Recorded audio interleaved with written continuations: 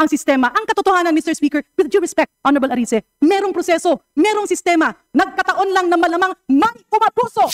At yung pag-abuso na yon ay hindi mo pwedeng ituro sa kahit sino na walang preba.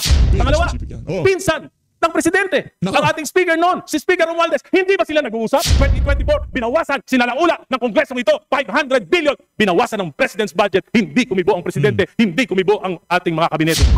Akala mo talagang merong bitaw itong si Janet Garin no? Mamaya ho mga kababayan, mapapanood ng sambayanan kung paano linampaso nitong si Edgar Arice, itong si Janet Garin, nakilala namang aso nitong si Martin Romualdez. Nasaan na yung Janet Garin na todo tanggol kay Martin Romualdez? Todo tanggol kay Marcos Jr. Pambihira nga yung mga panahon na to kinukundi na mo nang nangyayaring korupsyon dyan sa House of Representatives. Anak ng Petrang Garapata, ababa, walang ganyanan. Mga kaibigan mo, yung mga napaparatangan, Speaker Martin Romualdez, naalala kita. Noong tinatrabaho yung 2025 budget dyan sa House of Representatives, nakita ng buong sambayanan kung paano nyo ipagtanggol yung budget na yan. Ngayon, Pasader, kayo kinukundi na nyo na ang nangyayaring korupsyon sa ating bansa. Yang naman ho ang sambayan ng Pilipino sa inyo. Mamaya ho mga kababayan, sinoplak ho nitong si Edgar Arice, itong si Janet Garin dito sa video na to. At papasadaan ho natin ng mabilisan itong Angel of Death issue na to. Katang-isip lang naman ho yan mga kababayan. Lumabas yung Angel of Death na yan doon sa mga tanim witness nitong si Risa Hontiveros nung tinatalakay ang mga paninira kay Pastor Kibuloy diyan sa Senado nung nakalipas na taon. Dito ho natin makikita mga kababayan na kung sakaling meron man ho kayong maririnig na paninira sa mga taga-suporta ni dating Pangulong Rodrigo Duterte, sa mga nasa hanay nitong si dating Pangulong Rodrigo Duterte, lalo na yung mga nag-aakusa talagang hindi pwedeng habulin kasi nasa ibang bansa. Malalakas ang loob kasi hindi naman sila mahahabol. Di ba? Tayo dito, hindi ho tayo basta-basta nag-aakusa ng walang dahilan. Hindi kagaya ng ibang individual sa social media, yung tipong mema batong paninira, batong kapik nyo sa sambayanan. Pero bago yan, isang like at isang subscribe, masaya na ho tayo dyan at sa mga gusto sumali sa ating community yung join button, nandyan lang mo sa baba. Pasadaan muna natin na mabilisan itong si Lacson. Ito kasi si Lacson parang aso ka na, okay na, huwag ka lang na marami sinasabi. Ang sabi ko kasi niya, lininaw ni Senator Lacson na hindi sila close ni PBBM. Matapos niya itong ipagtanggol, anak ng Petrang Garapata, paano na lang pag-close pa kayo? Sa lagay na yan, mga kababayan, hindi pa ho sila close nitong si Ping Lacson at itong si Marcos Jr. Kaya medyo kinakabahan ho tayo pagka close na yan, dalawa na yan. Sa lagay na yan, hindi pa sila close ha.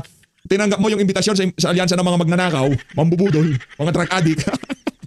Anak ng Petrang, Brad, nakialyansa ka dito sa mga individual na to na di umano, mga kawatan, di umano, mga drug addict, base dito kay Amy Marcos, di ba? Yung bumuo sa alyansa. Ngayon sasabihin mo, hindi ka close. Anak ng Petrang Garapata, ang hirap mo palang hindi ka close. Sana na lang lahat hindi mo ka close para lahat pinagtatanggol mo. Ito na mga kababayan, itong issue ng Angel of Death. Ano ba naman tong issue na to? Hindi pa matapos ito. Mga kababayan, ang pinanggalingan ho nito, linatago ito noong panahon na todo paninira o sunod-sunod yung mga tanim witness diyan sa Senado. Na kung saan, kamakailan lang ho, yung alias Rene bumaliktad at sinabi na binayaran daw ho siya di umano nitong si Senator Risa Hontiveros. Yang mga salita na yan nanggaling doon sa hearing na kung saan umamin yung mga witness na binayaran daw sila di umano nitong si Madam Chairman. Ngayon, ginagamit itong mga salita na to na kesyo mag-ingat daw pero wala akong nangyari. Talagang kitang-kita ang kapik nyo sana ng ibang mga tao ngayon sa social media. Di ko na ipapakita yung tsura. Mahirap na. Di ba, anak ng Petrang Garapata? Mahirap na. Sayang rin naman. Di ba? Pakinggan nyo na lang ho yung mga katagang lalabas sa bunganga nitong mama na to. At kayo na ho mag-comment. Kung kilala nyo, mag-comment kayo sa baba. Anong masasabi nyo? Nakita ko tong video na to bago yung malakihang rallying isinagawa ng ating mga kababayang INC. Tapos tinignan natin kung talagang magmamaterialize itong mga kabalbalan na to. Ito ang patunay na hindi lahat ng nagsasabi o yung mga nasa ibang bansa pagka lumabas sa kanilang bunganga pwedeng pagkatiwalaan. Okay? Tayo ho dito mga kababayan, kung tayo tatanungin, mga KOGC member ha. Ito prangka na to. Hindi na wala nang wala nang sugar coating yan. Mga disiplinado. Una sa lahat, ang nakita ko diyan sa mga kahit kanino niyo ipagtanong. Nakita ho natin Una sa lahat disiplinado. Mapagpakumbaba, mapagpatawad. At hindi gahaman sa pera. Yan ang apat na wala na ho tayo doon sa kanilang yung kung ano man yung kanilang pinaniniwalaan. Wala na pag-usapan yun. Yung karakter na lang ng mga mga miyembro ng kongregasyon na yan. Ipagtanong niyo ho mga kababayan, hindi na para ako kasi ako taga-suporta ako ni dating Pangulong Rodrigo Duterte. At sinabi naman ho natin dito sa PH update kung sino man ang sumuporta kay Tatay Digong, talagang susuportahan ho natin ang mga yan. Si Pastor Kibuloy ho mga kababayan, kung sakripisyo lang pinag-uusapan, kahit sa atin dito taga-suporta ni dating Pangulong Rodrigo Duterte, wala akong makakatumbas diyan sa sinakripisyo itong si Pastor Apollo Kibuloy sa pagsuporta niya kay dating Pangulong Rodrigo Duterte. Kaya suportado ho natin yan si Pastor Kibuloy. Pakinggan ho natin ang sasabihin nitong mama na to. Nandito na naman ako. Good morning, Dian. At good evening dito. Ito, seryoso pag-uusapan natin na K1 information na naman ito. Okay? Para sa darating na rally, kaya mag-iingat. Yung mga kababayan natin, mga osyusero at osyusere, wag na kayong pumunta. Huwag kayong ni mapadaan sa rally, mag-iingat kayo. Anyway, alam na ito ng PNP, alertado na rin sila rito. Yung mga ganitong klaseng litanya ho mga kababayan, ano ho sila, nasa payroll ho sila ng Malacanang. Kahit malubog na ang buong Pilipinas, maganda matay na yung mga Pilipino dahil sa pagiging incompetent ng pamahalaan na to. Wala naman ho silang ibang makikita. Kasi nga naman, pumapaldo ho sila dito sa administrasyon na to. Sagutin lang ho natin na mabilisan. Okay. On top dun sa 100 na mga taga Davao City na pupunta sa nandiyan na pala sa Maynila ngayon yung sinabi ko noon ng mga tao ni Sunny Buenaventura, tao nila Bongo, merong 60. Okay? Anak ng Petron Garapata, parang wala naman lumitaw na ganun. Nakita niyo ho rally, napaka-peaceful. Pagkatapos nagsalita nitong si Mangga, natapos na usapan. Ika nga yung gustong ipahatid sa sambayan ng Pilipino kung gaano kalala ang sitwasyon natin ngayon. Ika nga nailatag na. Wala naman nangyaring masama. Anong mga tauhan ni Sunny Buenaventura? Ang gagaling ho kasing mag-name drop ng mga individual na yan. Ang problema ho kasi dito mga kababayan, puro laway lang sila. Uwi kayo dito sa Pilipinas, kung talagang ika nga mahal nyo tong bansa na to, dito kayo magsalita. Dito nyo kondinahin, dito nyo punahin yung mga individual na binabanatan nyo. Tayo, nasa Pilipinas tayo, kaya hindi ho tayo basta-basta magsasalita ng etong si ganito, ganyan yan, etong si ganyan, ganito yan. Hindi ho pwede ganun. Madadampot ka dito, sa cybercrime ka dito, sa cyber libel ka dito. Pero kayo ho, dahil nasa ibang bansa kayo, ang lakas ng loob nyo na bumira ng ganyan. May kilala na akong ganyan Diba? Huwag ganun. Kung talagang mahal nyo tong bansa na to, sa bagay, hindi na, ano na nga pala kayo dyan, ika nga. Dyan na kayo nakabase. Kaya kahit anong kabalbalang maglabasa sa mga bungangan nyo, hindi kayo accountable kasi paano kayo hahabulin? Nasa ibang bansa kayo, magwawaran sila laban sa inyo, iimbitahan kayo o isusulti na kayo. Hindi pwede, nasa ibang bansa kayo. Kaya malakas ang loob nyo. Pero yung mga vlogger na nasa Pilipinas, doon yung makikita ang disiplina. Hindi basta-basta ika nga kung ano-ano pinag-aakusa. Kaya unang yung tingnan mga kababayan, kahit sino pa yan, pagka medyo dispalinghado na sinasabi, pag nasa ibang bansa yan, medyo ika nga paka-intindihin yung maayos yung mga sinasabi nila. Baka ginugood time lang ho kayo ng mga yan. Ito, malupit ito ha. Pakinggan yung mabuti. Pakinggan. 60 na tausog na tao ni Torion. Okay? Nako, matindi yan. Itong 16 taong ito yung tinatawag dati ng mga angel of death ng KOJC. Ibang klase, no? Kung si Tatay Digong meron DDS, si Pastor Kibuloy may angel of death. Palakpakan. Yung dalawang grupo na yan, ikatang isip lamang ho ng mga individual na galit dyan sa dalawang tao na yan mga kababayan. Itong si Risa Ontiveros, doon ho unang lumabas yung katagana yan ng angel of death. Anak ng tawa kung ayaw ho kasi nating yung sa ating lumabas na napakabuti na mga kung meron ho kayong kakilala, makikita nyo ho kung gaano sila kadisiplinado, kapag pagmahal, hindi ho abusado at lalong-lalo na hindi mga mukhang pera. Hindi na para sa atin. Kung meron ho kayong kakilala na meron silang kakilalang membro ng KOJC, di ba? Tanungin niyo ho sila kung anong klaseng karakter ang meron yung mga individual na yan nakasali sa kongregasyon. Hindi na ho dito na para paniwalaan natin kung yung kanilang mga religious belief, hindi ho yun doon. Yung kanila lang pagkatao. Di ba? At hindi ho sila magiging ganyan kung hindi nagpakita ng magandang halimbawa ang kanilang leader. Hindi lalaki ng ganyan ang kanilang kongregasyon kung ika nga merong kabalbalang ginagawa ang pamunuan. Yan ang ating sigurado dyan. Napag-alaman po natin na ang angel of death pala ng KOJC ay hindi mga miyembro ng KOJC kundi ito yung mga outsider pero pinagagwardya at binabayaran sa loob binabayaran at nasa payroll ng KOJC. Okay? Anak ng tawa kung binabayaran pala may angel of death. Nakita niyo mga kababayan kung sino ang umapi, kung sino ang sumalbahay dito kay Pastor Kibuloy. Sa mga miyembro nakita niyo ho yung KOJC siege. Kung anong klaseng kabastusan, kawalang yan ang ginawa ng administrasyon na to. Bakit hindi gumagalaw yung angel of death? Anak ng tawa ni isa doon sa mga umapi, doon sa mga sumalbahay na mga miyembro ng KOJC. Wala akong nangyari. Ano to, sa rally lang lumalabas yung angel of death, gano'n? Pero nung inaapi yung mga miyembro ni Pastor Kibuloy, pinaghuhukay nila yung Jose Maria College, walang ginawa yung angel of death, gano'n? Okay, sila po ay mga tao ni Atty. Torion. Nako, Atty. Torion, di mo pa kakasuhan to. Anak ng tawa, may problema tong mama na to. Inaakusahan kanya na tauhan mo daw yung mga angel. Nako, itong angel of death na dating nababanggit, Dating nababanggit, saan? Sa hearing ni Senator Risa Ontiveros. Sinong nagbanggit? Si alias Rene, isa na yan. Anong sabi ni alias Rene? Binayaran daw sa di umano ni Senator Risa. Ayusin ho natin yung ating mga facts dito sa usapin na to dahil balita ko itong mama na to, dami daw kagalit nito sa social media. Na kahit hindi daw DDS, kagalit nitong mama na to. Ayoko na sumali doon sa mga kagalit niya kasi mga kasama natin dito, baka kagalitan din siya. Wala naman siyang ginawa sa mga kasama natin. Kung kagalitan niyo si Marcos Jr., okay lang yun kasi meron siyang ginawang masama sa inyo. Ito medyo dispalinghado na o baka meron pang makapanood. Kaya i-correct na ho natin kung ano man ang mga sinasabi niyang kamalian. Huwag mo ikasama, brother, ha? Huwag mo ikasama. Hindi kita binabanatan, hindi ko ipinakita ng iyong mukha para hindi mo naman masabi na binabuya ako ni PH Update sa channel niya, di ba? So sila po ngayon ay nandyan na sa Maynila, 60 katao ito, 60 mga tausog. O ngayon, sila ay dinamay mo pa talaga mga tausog. Ha? Mga IPC yan sa mga IPC yan sa Davao region, mga tausog. Ngayon, ewan ko na lang ha. Feeling ko wala ka nang balak umuwi ng Pilipinas. Yan ka na lang siguro talaga kasi balita ko dami daw galit sa inyo na hindi lang mga DDS sa Pilipinas. At yung mga yun hindi mga angel of death. Yun napuno na sa mga kabalbalan nyo sa social media. O hindi ko naman ini-encourage ang ating mga kababayan na ika nga magalit sa kung kanino pa man, kaya wala tayong gusto ipakita mo. Pero kung politiko yan, anak na to, sinasalansan na natin yan. Pero hindi naman siya politiko, pribadong individual na gusto lang natin ika nga ribat yung mga kabalbalang pinagsasabi niya. Halubilo. Okay. Sila ay reinforcement nitong mga ISIS nga, no? Oh, huwag ganoon, Brad. Teroristang grupo yan, ha? Mga tausog na reinforcement ng ISIS group. Anak ng Petrang Garabata, yung mga aligasyon mo, Brad, hindi lang below the belt, ha? Ika nga, ano na yan, iba na yan. Sobrang paninira na yan. Ngayon, kung wala kang may papakitang dokumento o conversation, paper trail o kung ano pa man na konektado yung mga sinasabi mong angel of death na yan dyan sa IC, may malaki problema mo, Brad. Wag ganon.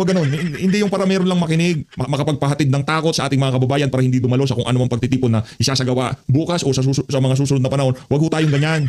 Yaang mga nagpupunta sa mga rally na yan, kahit anong sabihin mo pang ISIS, magpupunta yan. Yung mga gumagawa niyan, Brad, yung mga baklita. Mawalang galang doon sa mga matatapang na baklita. Karamihan ng mga baklita na ika nga mga baklang kanal, ganyan ang gawain. Medyo diskumpiyado na ako sa iyo, Brad. Enforcement sila na ang layunin nila ay gumawa rin ng gulo. Nako, ngayon, ito ay gagawin nila sa pagdating ng pagmamarcha. Halubilo po sila sa tatlo. Halubilo sila sa KOJC, halubilo sila sa anong pangalan nito?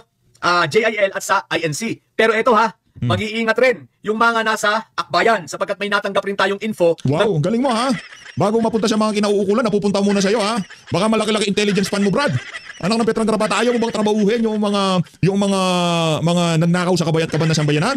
Ayaw mo bang ikayatin yung intelligence na trabahuhin, magbigay ng impormasyon, kapakipaginabang ng impormasyon para ika nga mapinpoint natin kung sino yung mga nagnanakaw sa kaban ng ating bayan?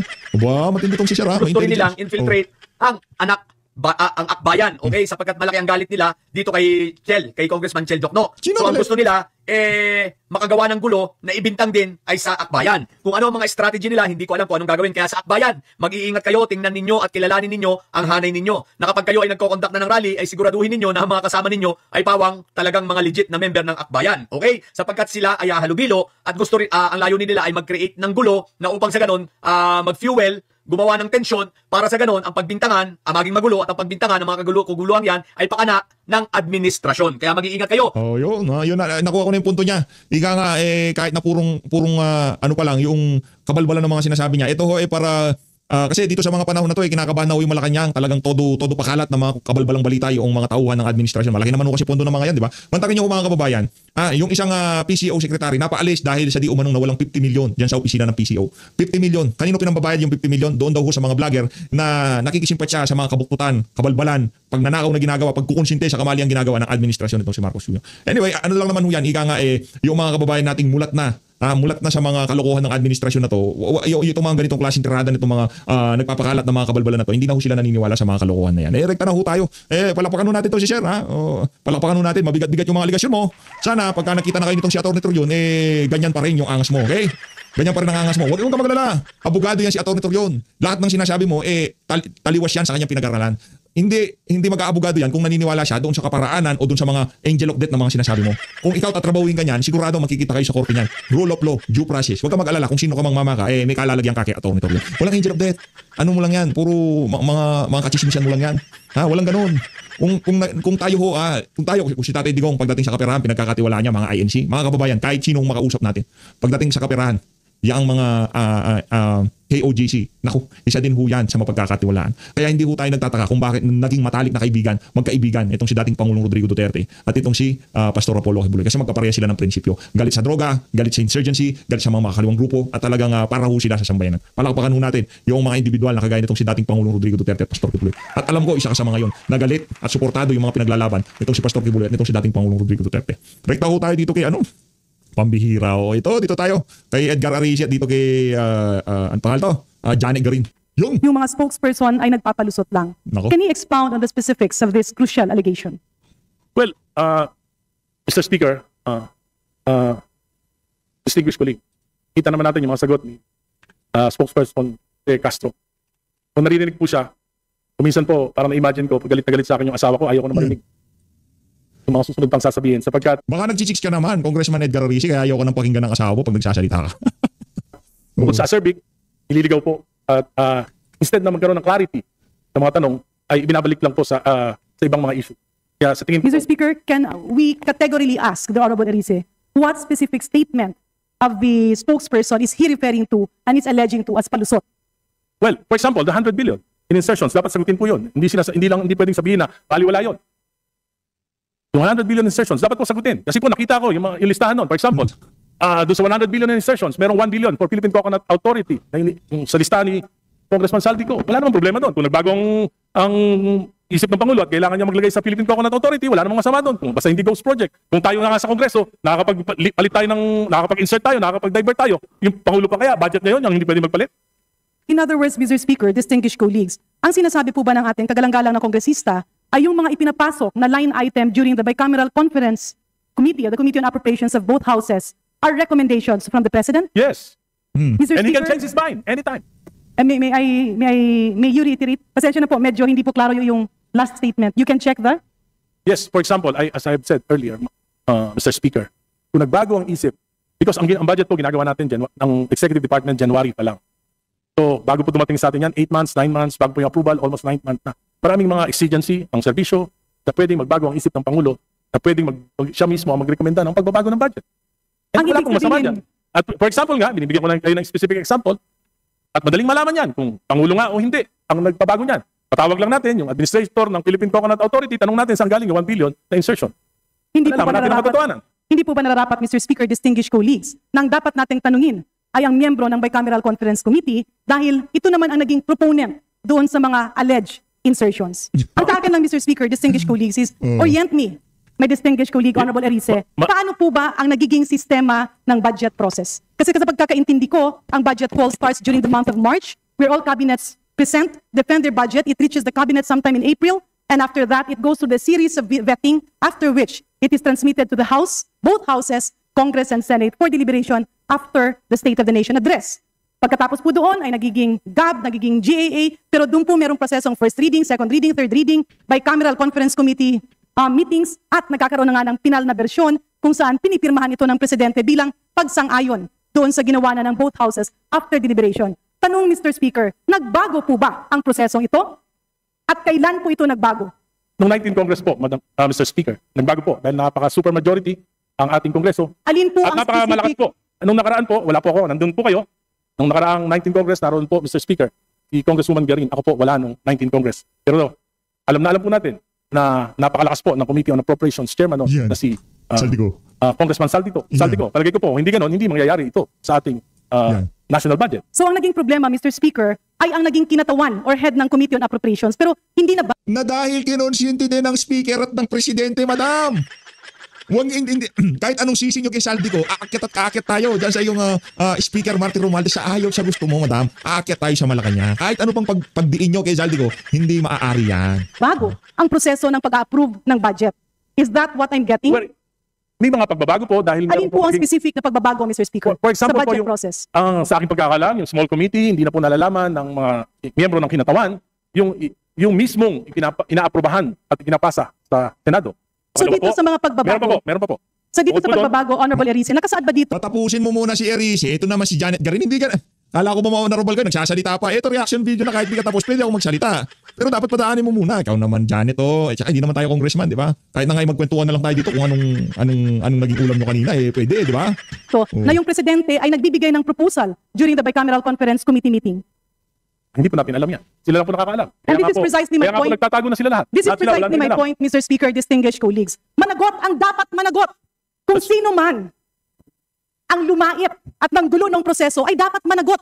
But we can't muddle the issue by finger pointing and saying na ito si Juan, ito si Maria, ito si ganito ang nagpasok. Mas lalong nagiging magulo ang sistema. Ang katotohanan, Mr. Speaker, with due respect, Honorable Erice, merong proseso, merong sistema, nagkataon lang na malamang may umabuso. Nako. At yung pag-abuso na yon ay hindi mo pwedeng ituro sa kahit sino na walang preba. If you want... Hindi mo pwedeng ituro na walang pruweba. Naku, galit na galit itong si Janet, Anak ng tawa, walang pruweba, merong listahan ng mga in-insert. Walang pruweba na pinirmahan ang GAB kahit na alam na napakaraming problema. Di ba? Walang problema. Kailangan ng ebidensya. Anak ng tawa, pangandaman, sekretary ng presidente, tinawagan si Saldico para mag-insert ng 100 bilyon. Kinumpirma dito kay Presidential Legislative Liaison, Adrian Bersamin. Walang ebidensya. Anak ng tawa, ano pa bang ebidensya kailangan nyo? Kung doon sa mga ebidensya naglabasan, hindi pa ebidensya tawag nyo doon, isa lang ang advice ko sa iyo, Garin. Umuwi ka sa inyo at magkape ka na lang. To reform the system, let us reform the system through a transparent budget process. Yeah. Huwag yung turo dito, turo doon kasi gulong-gulo na ang Pilipinas. Gulong-gulo na ang mga tao. Let's base our comments, our statements on facts. So wala tayong ituturo. Ganon, Garing, wala tayong ituturo, walang may kasalanan. Ha? Kasi kung facts ang hahanapin natin, korte lang mag-aano yan, iga nga kung sino talaga may sala eh. Dito, iga nga yung mga ang tawag dito, yung mga obvious naman na may kasalanan kung bakit merong nangyaring ganito. Yung pananagot, pagka nagpunta na tayo sa korte doon. Pero dito pa lang ho, kasi sambayan ng Pilipino naapektuhan dito sa kabalbalan na to. Kung ang sambayan ng Pilipino, sinabi nila may pananagutan si Martin Romualdez, may pananagutan si Saldico, may pananagutan itong si Marcos Jr. Walang problema yun. Kasi yun yung mga nailatag ng mga facts sa social media, sa mainstream media, sa sambayan ng Pilipino, sa pahayagan. Yan na, una, si Marcos Jr. pinagkatiwalaan niya bilang appropriation chairperson si Saldico. Palakpakan. Pangalawa, 3 taon ang appropriation chairperson si Saldico hindi tinanggal. Okay, ngayon na lang painted Congress nung na-realize nila na hindi na nila mapipigilan to. Pangatlo, yung inakusahan, yung appropriation chairperson umamin na mismong mga tauhan ng presidente nagpa-insert ng 100 billion. Sa pag-amin ni Saldico, diyan sa pag-i-insert na yan, anong naging resulta? Pangandaman, Bersamin, sino pa? Olivar, sinibak sa pwesto. Diba? Para magpakita in good faith ang administrasyon, ang Malacanang sa paglinis ng kabulukan na to. Pero sila ho talaga ang punot dulo ng lahat ng kabalbalan na to. Kaya balikan natin. Kalman mo lang. Kung puputulin natin May I respond, Mr. Speaker? May I respond? Yes, if I may, Mr. Speaker, that's why my question is, kung puputulin natin ang problemang ito, let us not have motherhood statements. That's a definite proposals to address the problem. So my question, Mr. Speaker, can the Honorable Erice enumerate the reforms that he believes are needed so that we will be guided to do this? Mr. Speaker, maliwanag po ang sinabi ko kung napakinggan niya. Sino po ang unang may responsibilidad? Ang Pangulo. 2023, GAA, sinalaula ng Kongreso. 2023, ha? Bawasan ang pondo niya ng halos 300 bilyon. Hindi nangyari yan sa kasaysayan ng mga naging Pangulo sa Pilipinas. Pinabayaan niya, hindi siya kumibo. Yung kabinete niya, hindi kumibo. Specific yun. 2024, binawasan, sinalaula ng Kongresong ito, 500 billion. Binawasan ng President's budget, hindi kumibo ang Presidente, hindi kumibo ang ating mga kabinete. 2025, 473 billion, pati yung mga pondo para sa mga flagship projects ng Pangulo inalis. Kaya na-delay na lahat ng mga proyekto. Hindi pa rin kumibo ang Pangulo. Hindi pa rin kumibo ang kabinete. Number 1 na may problema, command responsibility ang ating Pangulo. Palakpakan natin to si Edgar Arice. Kahit nadilawan-piklawan yan to dakor, walang problema. Kung ganyan naman ang sinasabi, okay lang ho yan. Kasi yan yung realidad. Ngayon kung hindi naman totoo yung sinasabi na ni Arice, tapos sinasabi niya, magkakaproblema naman kami yan. Di ba? Hindi ho tayo dito sa nga, tama yung sinabi niya. Siyempre, ano pa na, kayo naman, Congressman Arice, alam niyo rin naman ang dahilan kung bakit nung tinanggal sa President budget, ang bilyong-bilyong pondo na yan, inukayan lang ng Malacanang dahil dadalhin ho nila yan sa unprogram appropriation. Kasi pagka ilinagay yan sa budget ng Pangulo, kailangan merong anong naging resulta niyan o anong nangyari dyan sa pera na yan. Mapupuna pa siya ng mainstream media, mai-scrutinize ang budget na yan. Pero dahil tinapyasan yan at pinaglalagay sa kung saan-saan, okay lang. Kasi pagka yan, napirmahan na yung budget na yan, hindi na pag-usapan sa BICAM dyan sa Committee on Appropriation, dyan sa committee level, hindi na pag-usapan kung saan-saan. Kung i-implementa nila yung budget na yan, sikretuhan na lang. Pagka nga nagpagawa ng tulay, nagkakalaga ng 100 bilyon, wala problema yan. Easy lang yan, nga. Di ba? Mabilis umagos ang pera pagka wala sa mga departamento ang kaperahan. Pagka ilagay yan sa program appropriation. Pagka sumisingot sila ng pulburon, naisipan niya, anak ng tawa, ano kaya magandang pagkakakitaan ngayon? Alam ko na. Yung mga flood control project, i-ghost natin. At yun na nga nangyari. Anong dahilan kung bakit pinahintulutan? Anak ng tawa, ako may pangarap ako, meron akong gustong mangyari sa administrasyon ko. Di ba? Kung ako yan, tatawag ako sa pinsan ko, hello. Huwag niyo naman katayin yung budget ko, kawawa naman ako. Nakakaya naman sa mga predecessor ko kung wala naman akong matatapos dito sa administrasyon ko, di ba? Pero pinahintulutan niya at napunta malamang sa mga unprogram appropriation yan. Napunta sa AKAP, napunta sa ayuda, napunta sa kung saan kapwetsyo nitong si Martin Romualdez. Pinahintulutan niya. Bakit? Gusto niya rin yan Kailangan. Bakit? Kasi kailangan ma-impeach si BP Sara, dapat maraming pera. Di ba? Sino na nagsabi niyan? Hindi tayo nagsabi niyan. Ang nagsabi niyan itong si Toby Tiangco. Binayaran yung mga pumirma dyan sa impeachment na yan sa House of Representatives. Hindi literal na pera, kung hindi mga proyekto sa kanilang mga distrito. Yung mga for later release kung tawagin. Hindi sa atin ang galing. Kaya Toby Tiangco. Yan ang kaibahan natin doon sa mga vlogger na may nalalaman pong pa-angel of the... Pagka nag-invento ng senaryo sa utang nila, alam na nila kasi nungalingan, pati sila pinaniniwalaan lang. Mga balbal talaga itong mga Very specific yan. Pangalawa, pinsan ng presidente, ang ating speaker noon, si Speaker Romualdez, hindi ba sila nag-uusap? Yan. Mr. Speaker, distinguished colleagues. Pangatlo. Yan, Can we allow the gentleman to finish? Yes, please. Walang problema sa'yo, Garin Kanina, patapusin mo yan si Edgar Arice Palapakan natin si Edgar. Si Garin kasi asya ni Martin Romualdez Pagka sinabi ni Romualdez na sayaw, sasayaw yan si Garin. Pag sinabi nitong si Martin Romualdez na ligo, maliligo yan si Garin. Siyempre, baka mabaho na niya, di ba? Pag pumasok sa opisina ko na mabaho ka. Patlo. Kitang-kita naman natin. Balitang-balita. Dalawa na nag-uusap sa pagbabago ng budget. Yung mga member ng BICAM, hindi alam. Sinabi ni Senate Finance Chief Grace po, Pinirmahan niya lang pero hindi siya alam. Ang si Senate President Chis Escudero lang at si Chairman Saldico lang ang nag-usap. Regular ba yun? Hindi po regular yun. Maliwanag po yung mga sinasabi ko. Sa plenary debate, anong ginawa nyo? Tapos sabi, isapan mo na rin yun. Nakakamadali nyo na ika nga matapos ang budget. Anong ginawa nyo? Meron pang gustong mag-interpolate, meron pang gustong magtanong sa plenaryo. Anong ginawa nyo? Minadali nyo kung ano-ano pinagagawa nyo, kung anong kabalbalan yung mga bilis-bilis mo pa magsalita doon ka rin eh. Specific. Mr. Speaker, ulitin ko lang po. Ang reformang narinig ko sa ating kagalang-galang na kulig ay hindi sang-ayon dun sa aking ekspektasyon, if I may, pasensya na po. Kasi nga, ang tanong ko is, what are the specific reforms that we need?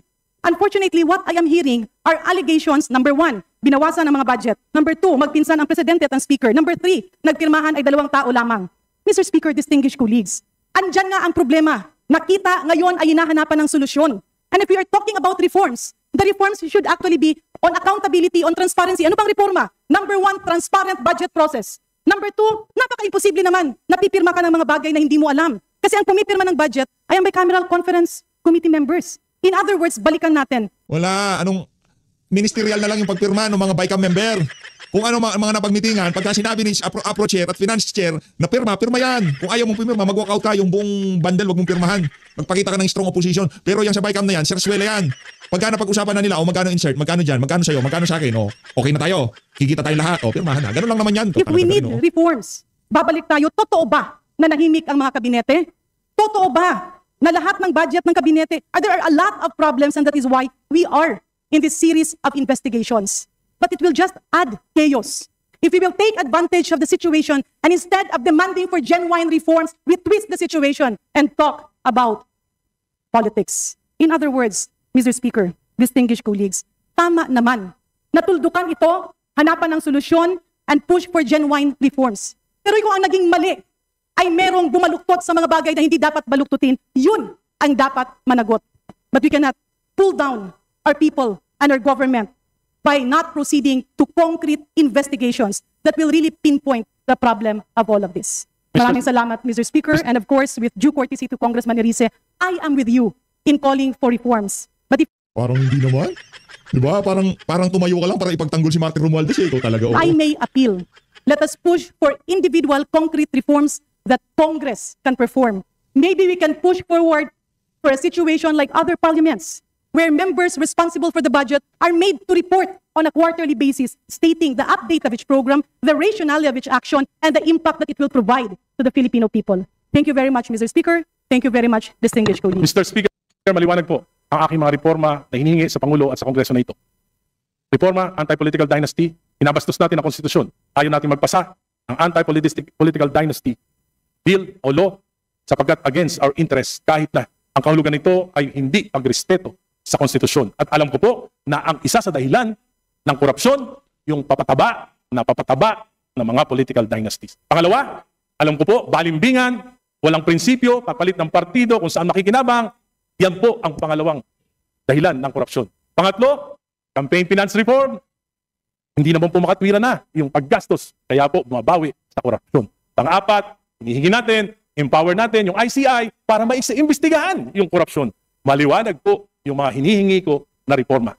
Kung sincere ang gobyerno, gagawin nila ito. Pero kung gusto business as usual, baka sakaling makalimutan ng tao, hindi gagalaw ang gobyerno. At ang hinihingi ko po, hindi extra-constitutional. Hindi ko pinagre-resign si BBM. Ang sinasabi ko po, within the framework of the Constitution, we should initiate reform. Para naman sa bayan, wag naman para sa sarili na lamang. Salamat po. Majority Leader. Palakpakan natin itong si Edgar Arize. Kung ikaw ay hindi nananawagan, tayo dito sa PH Update, mapahanggang sa ngayong mga panahon na to, talagang nananawagan ng pagbibitiw ng adik na presidente base dito kay Senator Amy Marcos. Hindi tayo nagsabi nun. Sabi ni Amy, adik daw ang kanyang kapatid. Almusal daw niya, energy. Sinong naghahain, gano'n? Hindi ako nagsabi nun. Sabi ni Amy Marcos, di umano adik ang kanyang kapatid. Gusto niyo ba yun? Mismong kapatid ng presidente, ilinabas ang kanyang, napakatindi sikreto. Di ba? Maraming salamat para dun sa mga vlogger na nagpapakalat ng peking balita at kung ano-anong mga aligasyon. Kain muna ng maraming kanin. Okay? Baka patay gutom na kayo. Gutom na ba naman to? Nasa ibang bansa pa kayo. Sa lagay na nasa ibang bansa pa kayo. Hindi ba kayo hindi ba kayo nababaghabag pagka tinatanggap niyo yung pera na galing kay Marcos Jr.? Di nyo ba naiisip na baka ang isang bulto ng 50 mil na yan o 30 mil na yan o 100,000, 200,000 piso? Baka posibleng kasama yan doon sa mga perang idiniliver sa kanya di umano nitong si Saldi. Di ba kayo Di ba kayo nababaghabag? Sa susunod na video, pag-usapan natin yan. Mahal natin ang Pilipinas.